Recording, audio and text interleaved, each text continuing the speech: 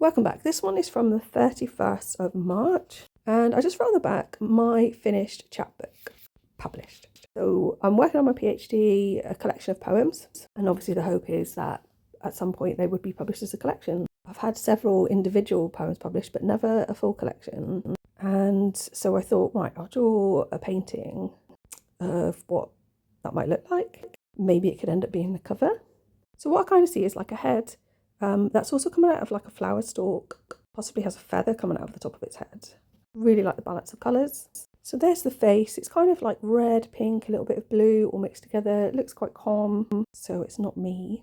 I like all these patterns of like threads going around the head, around the side. And I kind of liken that to what I'm trying to do with the poetry. Like there's lots of different threads woven in there. So it's about my lived experience of chronic illness, but it's also about the system, my past experience of being a nurse, what it's like to work within the medical system, and mythology and place and some mystical stuff. So I kind of liken that to all that like interweaving threads that are going on here. And there's some more of the threads there.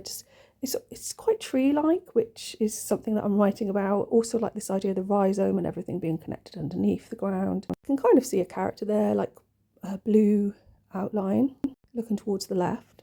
There's possibly a character right at the top here, but like not a face, just sort of sat down, relaxing. Again, very veiny, very thready. And I'm also writing about rivers, so there's lots of blue there too. So there's just a close-up on what I've called a feather, although it does look like there's a little arm poking out right in the middle there, and possibly the top bit with the blue bit looks like a head turned to the right.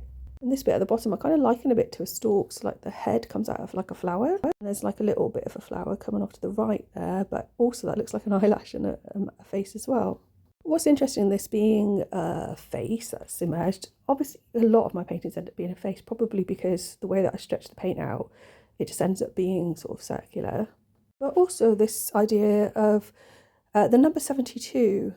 The way I've structured the collection is that there are 4 sections of different parts of the nursing process. The first section, the assessment process, has 3 poems for each activity of living, so that's 3 times 12. And then 1 poem for each of the other sections times 12. So that equals 72. And back last year, I asked a friend of mine, I said, do you think 72 is enough for a poetry collection? And she just looked at me and said, 72 is a very good number. And I felt like that meant something. So when I Googled it, it came up with 72 names of God, I think in the Kabbalah, 72 faces of God. I kind of think maybe that's a link here. What's even funnier is I said that to a friend of mine. I said, oh, the 72 faces of God, maybe that's a blessing for my book. And she just said, oh yeah, God, and laughed, because we're always joking about feminism. Thanks for listening.